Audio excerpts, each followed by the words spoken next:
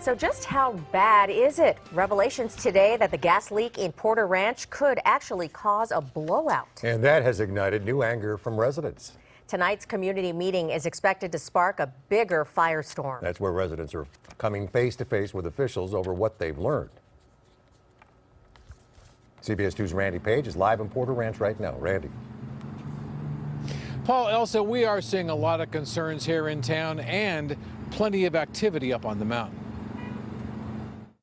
This video, captured late today by Sky 2 without violating flight restrictions, shows busy workers as they prepare to dig a second relief well, all according to plan.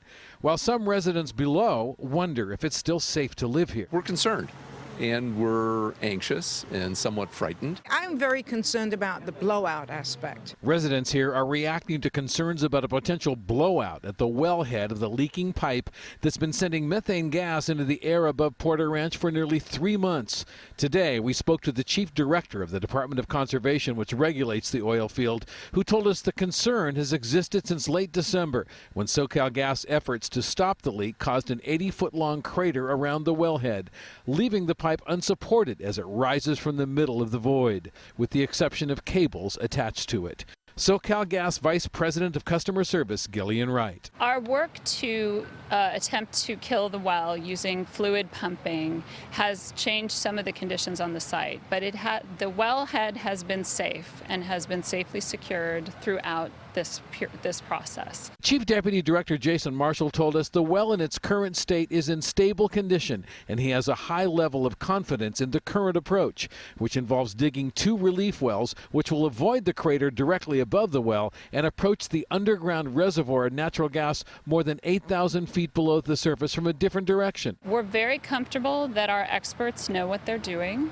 that our staff knows what they're doing, and we've secured the well, and we're confident the site is safe. Many Porter Ranch residents we spoke to today aren't comforted by the assessment. And we're concerned about whether we've been given the accurate information.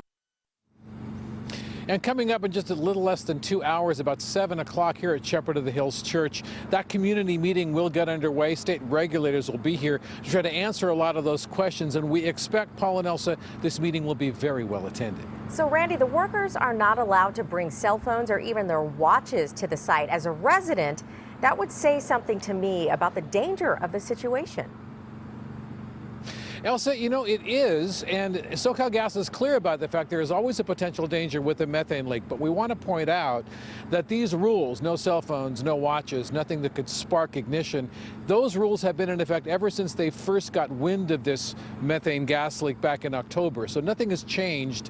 That's standard operating procedure ever since this leak began. All right, Randy, thank you very much.